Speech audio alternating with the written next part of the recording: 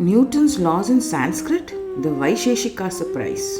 Have you ever wondered whether ancient wisdom held hidden scientific secrets? The Vedas, India's oldest text, might just blow your mind. Let's dive in. The Vedas, written over 3000 years ago, describe atoms as tiny building blocks of matter long before the modern scientists did. First, the Vedas mention the word anu, which means tiny or minute. Later, ancient Indian philosophers like Kannada took this idea and developed it further and arrived at the concept of paramanu, the indivisible particle, or what we now call an atom. Vedas didn't give us atomic numbers, but they did plant a powerful seed of curiosity. We all know Newton's laws of motion, but did you know that over 2000 years ago, ancient India's Vaisheshika Sutras discussed motion as the essence of creation? Today, let's explore how Acharya Kannada's Vaisheshika Sutras spoke about atoms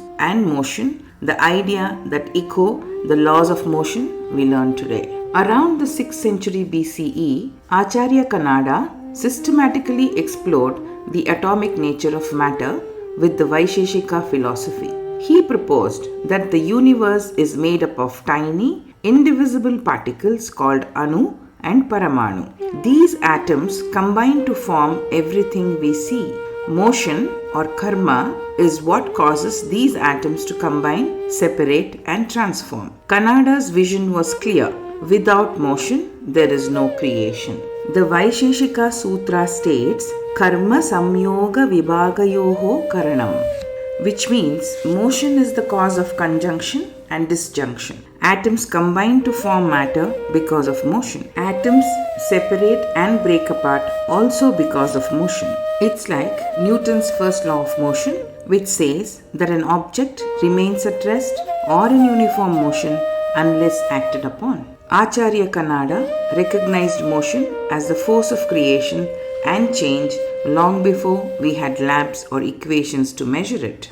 Acharya Kannada says, motion is what causes things to come together or break apart.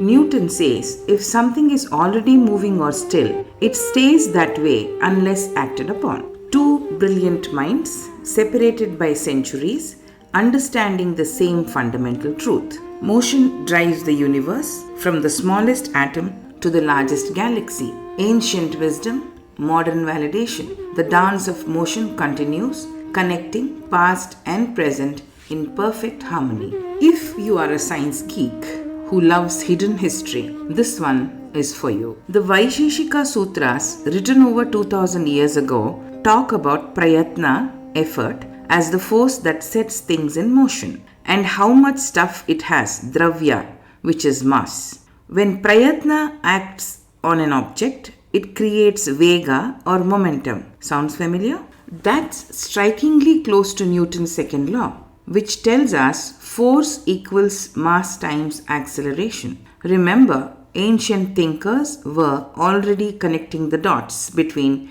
effort, mass, and motion. Kannada also described 5 types of motion in his Panchavidha Karma. Here's how he broke it down. First, Utskshepana, motion upwards, like tossing a ball towards the sky. Then, Avakshepana, downward motion, think of that same ball falling back to earth. Akunchana is contraction, like squeezing a spring. Prasarana means expansion, just like stretching a rubber band. And finally, Gamana, general movement, covering every other way things can move. Today, we talk about linear, rotational, and oscillatory motion. While Newton's laws are mathematically precise, Acharya Kannada's framework was a logical and observational approach to physics. It shows us that ancient Indian thinkers were deeply curious about the laws that govern our universe. It's a reminder that curiosity and questioning are timeless, and the spirit of science is woven in our heritage. References.